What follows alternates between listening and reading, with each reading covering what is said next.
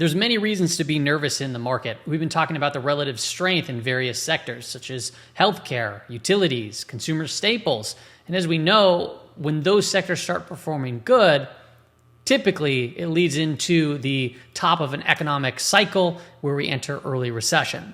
However, on today's Stock Market Brief Show, we want to discuss the possibilities that if that is not going to be the case, which we know how to measure and map from a condition standpoint in these markets. But if that's not going to be the case, where's the next big opportunity? And the next big opportunity is what we're going to be discussing here. So let's go ahead and get into it. All right, everybody, welcome back to the show. There are timestamps in the description below to various segments of today's episode. We're going to be discussing a lot, and I'm going to just be walking through many different charts, including the MEGACAP stocks. We're going to go over many bullish percent index charts, rates charts, and then obviously these index products too as well. I want to start off here at seasonality. The blue line, the dark blue line there is election year seasonality. And the reason why I want to show this really quick is because we are in an election year, and typically in October on the election year, you get some weakness. And even in September, you get a little bit of weakness into the end of the month, which you really haven't been seeing all too much of as we've hit new highs. I'm just using this as a potential guide just to show you that we are coming into somewhat of an important area where more volatility typically does arrive in these markets. However, as we previously stated, we've been seeing strength in these various sectors, and you can see this on a relative rotation graph looking back the last 5 weeks. This is a weekly time frame, and you can see all these are in the leading quadrant: healthcare, you got financials, consumer staples, utilities, and real estate. Pretty much the entire gang up in here, right here, those 5 sectors. Now, what I did find interesting, though, if you look at from the just more recent time frame, so the last 5 trading days, not weeks, we do see technology kind of making its way from this lagging sector, pushing forward with a pretty large length tail into the improving quadrant, while some of these names are actually moving more into the weakening quadrant. So my thought here is, hey, what if we don't have to go through what everyone's basically predicting here while the rate curve starts to seep in, and we don't go into a recession right out of the gate? Yeah, maybe we do, maybe we don't, but where would that opportunity be? And that opportunity would just be more down this list, which I think would be technology, consumer discretionary. Consumer discretionary, by the way, just hit new year-to-date highs today. Technology is the lagging sector, so that has a lot of room to really kind of make up for its lack of performance these last weeks to months that we've been seeing. Let's take a look at the market snapshot really quick today. You can see that technology was a flat performing sector. Up there towards the top there was energy and consumer discretionary, mainly led by Tesla. Even Amazon's been seeing some really strong strength. As far as the calendar goes, going into the remainder of the week, we do got a lot of Fed speak and a couple tier 3 data reports like durable goods, GDP growth rate. Fed Chair Powell is going to be speaking. We have core PCE data and personal income, personal spending there too as well on Friday. Let's take a look at the market conditions. Now, this is where it gets interesting. I'd be more bullish tech stocks as long as we can really hold these market conditions. So when I look at the SPY, we're above a rising 5-day moving average. Qs, we're above a rising 5-day moving average. IWM just turned yellow, which means what? It means that prices currently, as it stands, below the moving average, and the moving average is still moving up. So this is more a cautionary tale there. Semiconductors is also green, and that's an important one to watch. Biotech took a little bit of a hit today, crossing below its swing low anchored volume weighted average price and month to date. So if you like biotech, you'd really want to start seeing this recover and recovering quick.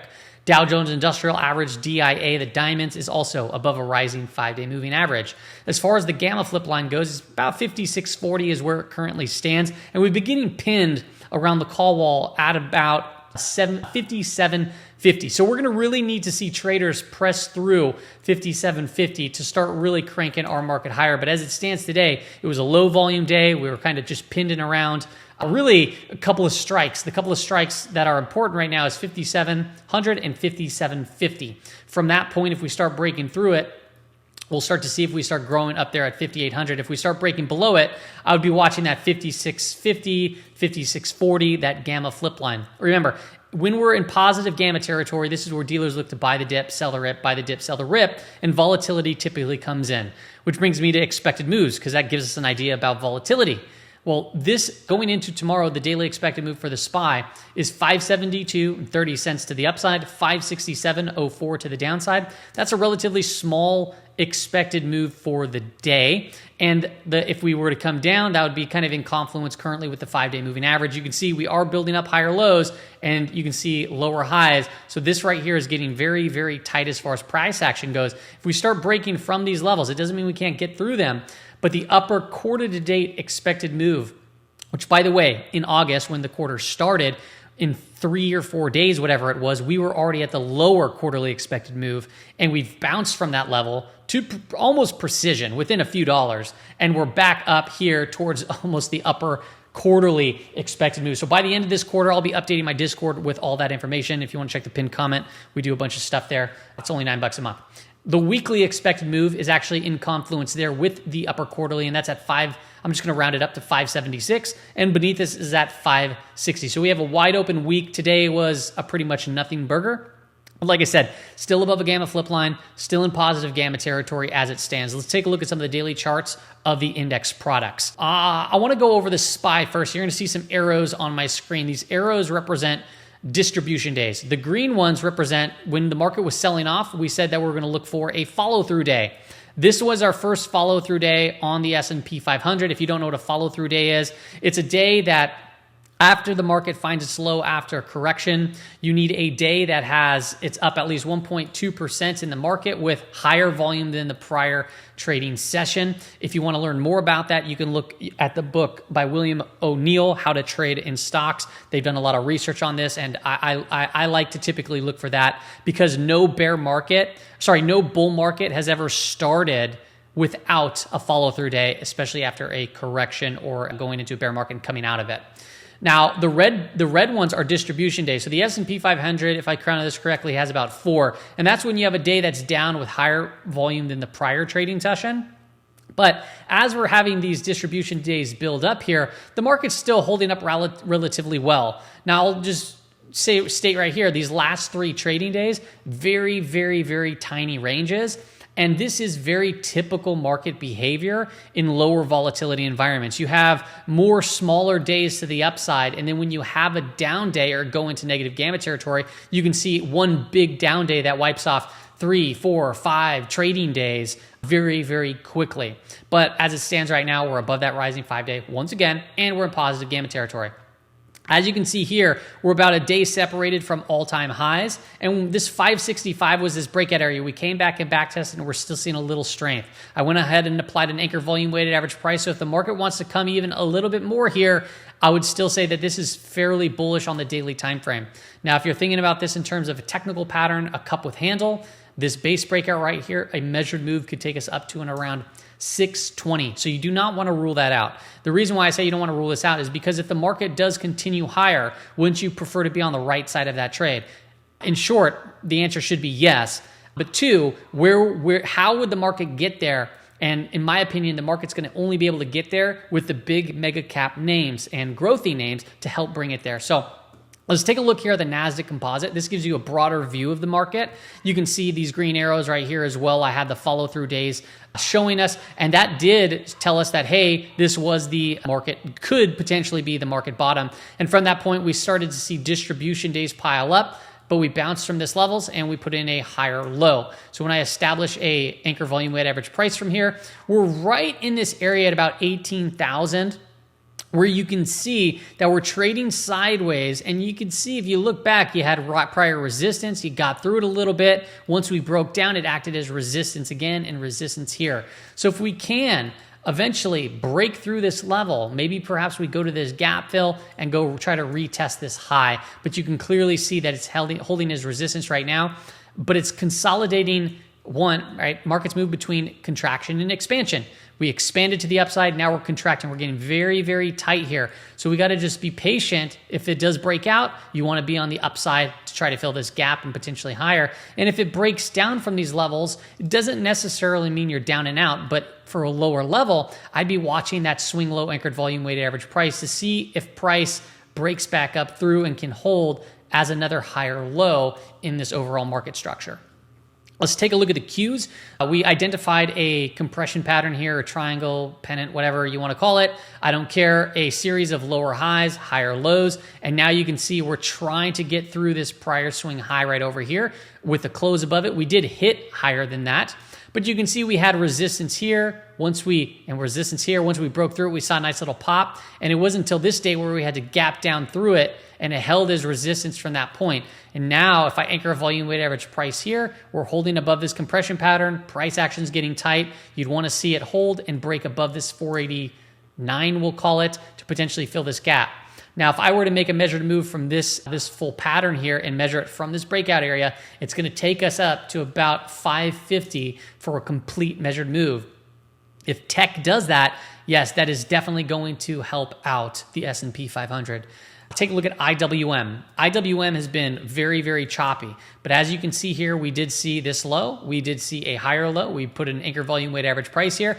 We came back up into this prior area of resistance where you can see it's been holding. Right here, got a big rejection. Right here, got a big rejection. We gapped up and we're seeing it pull back again. But we are still holding this lower anchor volume weighted average price. So if price comes down in here and then all of a sudden we start to see strength come back through it, perhaps that could be early entry to try to break through 224, 225 in this area. It might not come all the way down here. I don't really know. But I would prefer to see, if it does do that, to see strength come back in, and then you'll have an idea of where to put a stop loss versus just buying and then it cuts right through like butter. It's best to have price and trend on your side. So we'll make sure to be paying attention to these moving averages. The 5-day moving average and some of these anchor volume weighted average prices as time continues on. Let's look at the mega cap stocks. We're going to start with the largest, and that is, at this moment, Apple. So Apple has been getting resistance. You can see there's a key level here. We broke down from this level at about, I'd say is about I'll just call it 230.50, right? Maybe it's a little bit lower than that. Right here it says 230.28, but I'm just going to give you a nice round number. We broke through that. We came back up. We tried to get through it, but we just cracked back down again. We tried to do it here. We got above it, but we cracked back down again. So a close back above this level could be a good sign for the price of Apple. But as it stands right now, you have this low, right?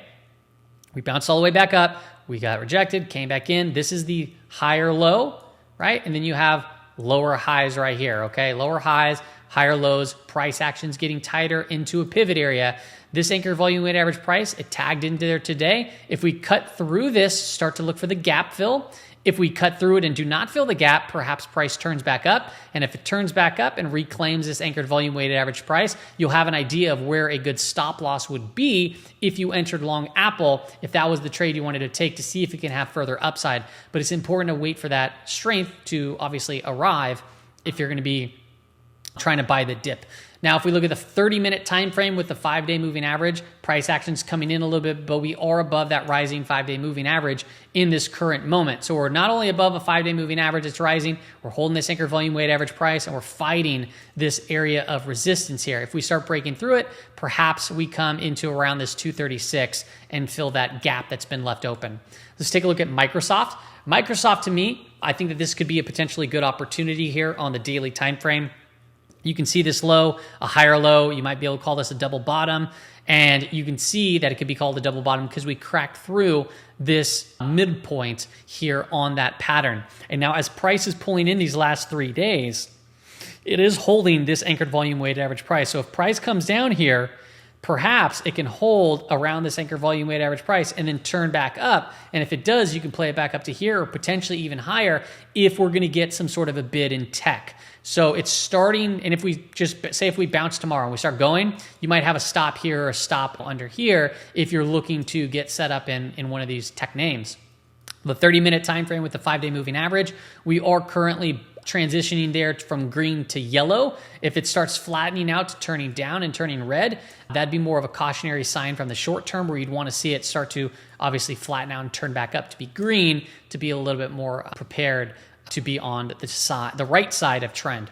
Now, NVIDIA has obviously been the monster performer for the year, the prior year, right, during the AI mania that's been going on. From the daily time frame over here, you can see a series of lower highs And if I just drew a trend from this high to this high, it connects close to and around these highs. And you might say, well, it doesn't connect with these. Is it worth it? Well, in my opinion, it kind of is, because from this low, we basically went vertical.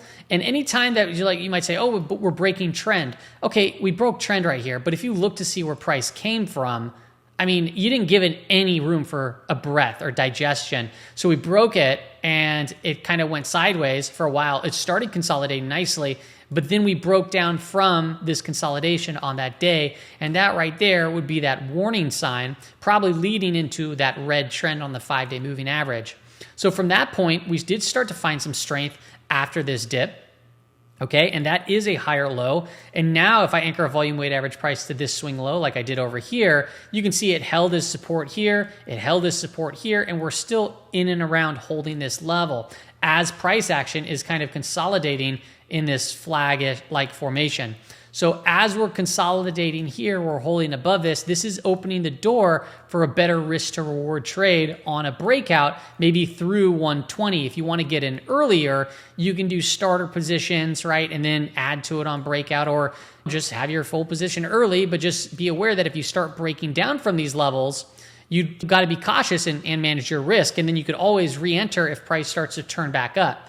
There's many times where it does this, where it breaks down and then comes right back and starts to make that run. But overall, NVIDIA, also the 5-day moving average is flat to potentially starting to turn down here. We're getting a little bit of red, a little bit of yellow in there, which could identify changes in trend.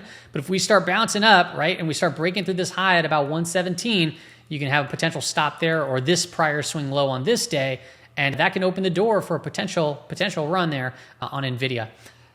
Amazon, I would be watching for the digestion. Now, Amazon did break down from this. This was on my trade ideas here. It looked like it could be a potential bear flag and or a trend breakout. So over here, you can see that we were kind of flagging within this downtrend. Well, it was just one day later, we started to break down, quickly recovered. So you manage risk, or you wait, or whatever the case may be, and then get ready for the potential turnaround. And if I anchor volume weighted average price to that swing low, we've been holding above that basically since that swing low. Had a little retest here above a 5-day moving average. But I would say, yeah, we can probably get some more further upside and probably press a little bit higher. It's to 200, but I'd prefer to see it just kind of calm down a little bit, maybe put in another one of these higher lows, and then start to buy the strength from that level to start to get up there. So I'd be looking at various names now that have already kind of consolidated. Okay, here's Google, and Google, if we zoom in over here onto the daily time frame, you can see that if I drew a trend line down from these levels, you can see that it held as resistance, resistance, resistance on the daily time frame. So I'll go ahead and mark a anchor volume weighted average price to this swing low where we started to see strength from. And today we had an outside day, which is not the greatest. And this typically happens. We had a strong move. So is it going to come in further? And if it does, this could be in confluence with a prior breakout. So it could be a breakout, back test, and then potentially see strength from that level as we come into the anchor volume weighted average price. If we look at the 5-day moving average, it is still inclining. So what I'd like to see here is if it does break down into these areas, that we start to see a higher low, and then we start breaking out, and maybe it gives us the opportunity to catch a stronger move in something like Google. Let's continue on. This is Meta. Meta is one that I did trade, and you can see Meta broke out. It's just hit another all-time high today, I believe it was. So another name here that I'd probably be watching for digestion over anything, because it's showing relative strength, very similar to how Amazon is showing relative strength. So we broke out. Perhaps we might get a back test. And if we do get a back test, watch this for the prior swing low anchored volume weighted average price, which is kind of in confluence with the breakout area here. So we might not get the test. It might go like this, and this might pick back up. That's okay. It'll get reset. It'll reset itself for a trade idea. But as it stands right now, that's what I'd be watching for, is a little consolidation in the price of something like Meta. And then I'd be ready to put on a low risk, higher reward trade as it comes back out of that consolidation, whenever that may be. Tesla is another one that we've had on a trade idea that we talked about on lives. And price action was breaking through this trend, very similar to how like Amazon was. We got a back test of it, and then it started tightening up here again. And when things get tight, this is what I like as far as risk to reward goes, right? It gets very tight here. It started breaking out. That was clean as day entry right there. And you could have a stop right here. So you'd already be 1 for 3 risk to reward right there. And then price came in to fill this gap and continued higher on the trading session. So right now on Tesla, it closed at the high. So you can typically get follow through when you get closes at the highs. But I'd be looking for the consolidation. So if we gap down tomorrow and it's just an inside trading day, or if we pull back in a little bit, I'd be looking for the setup. It's above a rising 5-day moving average. If it comes in, I'd be looking for the consolidations, the strength after that, put a stop at the swing low or the prior swing low, depending on what it looks like when it comes in, and then go from there, because you want to see if this is going to start moving, you can play it up into these obviously higher levels. So that's all we got on the MEGACAP charts. Let's look at some of the bullish percent index charts to see if anything's overbought, oversold conditions. I do want to call out bullish percent index for the S&P 500. It is above 75. The RSI is in overbought conditions. I typically like to look to see if we get negative divergences, where you can see here negative divergence marks off sometimes turning points in the S&P 500. And same times when we get oversold conditions, it can mark bottoms in the S&P 500. So what I've noticed here is if we draw a line through 70 marker over here, it's not really up until we cross back down through 70 is when we start to see weakness in the S&P 500. So you can see I'm just marking it out on the screen. The times that we kind of crossed down right over here, not quite. And it, well, I guess, yeah, no, it still went up and then crossed down right over here. And then we basically came back in to test that. Okay, right over here, pretty similar situation. Right over here, it didn't quite reach up there. But sometimes when you cross back down through 70, you can see that weakness. So I'd be looking for a possibility of a negative divergence to form over time here. But just be aware that the S&P 500 is in a little bit of an overbought condition from a bullish percent index perspective. And things can stay overbought for a while. If I look at the Dow Jones Industrial Average, it does have a negative divergence. You can see a high to a lower high, and we're getting a very high reading over here as the Dow Jones Industrials put in a pretty high marker. Okay, so this is all things to consider if you are adding some exposure into the markets. If we look at the BYNYA, this one has just moved recently into an oversold condition from an RSI perspective as we're pressing new high ground. The bullish percent index for the S&P 100, which contains some of the larger market cap names, obviously. It contains 100 different companies, those also being some of the larger market cap names. So as that one's floating around its all-time highs, this is also getting a pretty high reading too, the one that we haven't seen for quite some time. They're above 80, and the RSI is getting a little bit overbought there as well. Financials, same thing. We're getting a pretty high reading over here, one that we haven't seen for a while. RSI overbought. Utilities also, negative divergence on the RSI, and I will call out right over here, which I found interesting, is it's getting 100 reading, okay? That means 100% of the stocks in the utility sectors are on buy signals based off of point and figure charts. That is some pretty extended readings. And actually, if I go back to the start of when I could get this utility bullish percent index, that's the highest reading. We haven't got a reading over 100 ever. You can see, just looking back to 96, this is the highest reading that we've seen on a negative divergence. So things are going a little parabolic in the utility space. Might be a time, and the reason why I point this out is because these are a lot of the safety type names that have been performing very well. And one that you didn't see me pull up here was the BPNDX. And why? Is because the bullish percent index for the NASDAQ 100 is not overbought. It's not oversold. It's kind of just floating around, which tells me that if this market wants to press higher, it's going to have to start looking at some of those names to help it do so. Let's hop into some rates here. The market, as we already know, the Fed, they did cut rates. And now if we look out to November, they're looking at a 50% chance, 54% probability that they're going to potentially cut another 50 basis points. And if you go out to the end of the year, which is the following month there, December after November, you can add up here, and there's about a 75% probability that will be cutting about 75 basis points, going from where we are, 475, 500 to 375 to 400. So it could be a 25 basis point cut, then a 50, could be a 50. We don't know what it's going to look like when we get more macro data, but I do find it interesting that as we're getting this macro data and they're cutting rates into this election year, what happens if inflation starts to pick up? because we are starting to see a little bit of a bounce in energy, and obviously, well, not obvious, but the CRB index, a large percentage of that, which is a good gauge on inflation if commodities are rising, is energy, is oil. Now, if we take a look at the yield curve, the 10-year, 2-year is steepening. And from history, what we have seen when the 10 and 2-year goes from inversion to uninverting, it hasn't been the greatest time. If you take a look over here, this is the 3-month and it's completely fallen in on its face, which is catching down, to the 10-year, 20-year, etc. And that is bringing the 10-year, 3-month yield curve, trying to get it out of inversion. And on my last video, we talked about the other times that these curves were inverted and then they started to uninvert, what that kind of looked like. If we do look at the 3-month a little bit closer, you can see that it does track the federal funds rate pretty darn closely. And you can see it's already coming down to and around that 450, 475, which the market's basically pricing in, as we just previously talked about. Now, the reason why I talked about oil is because oil is very interesting to watch in relation to the 10-year yield. And what you'll see here is oil started bouncing in and around the beginning area of September. And as oil was bouncing, this kind of led me to believe that saying, hey, if oil bounces here, that could mean potentially that the 10-year will follow shortly thereafter.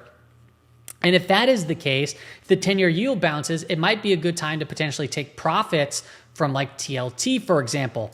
And the same thought process was on the flip side. When we started falling and breaking down in the price of oil, my thought process was, hey, right here, you can go back to that video or the live stream or whenever it was, if the 10-year yield follows suit and it starts following a little bit after the price of oil had already confirmed falling, that could be an opportunity once again to look into bonds. And you can see not shortly thereafter, yields collapsed in on itself, and bonds was a good play. So if we take a look at oil here, we did have a series of lower highs, higher lows, and then we broke down from this, and then that gave us some insight that the 10-year yield could follow suit. Now what we're seeing from a technical perspective is we're getting a back test of this breakout area. So is the back test going to see strength come from it to the downside, giving us indication that the yields might follow shortly thereafter, which means could it be just another good time to get back into bonds as an entry?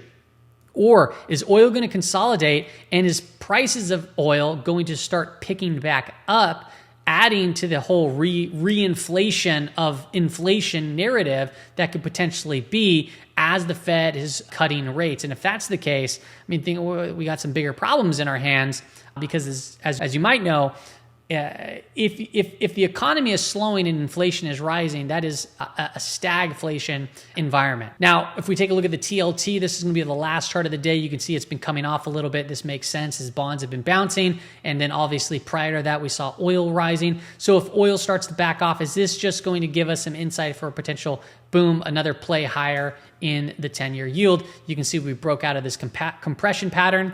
Things were getting very coiled up right in here. Now you have the 20 that's rising, the 50 that's rising, the 20, and we're getting a little bit of a pullback. It's currently another higher low.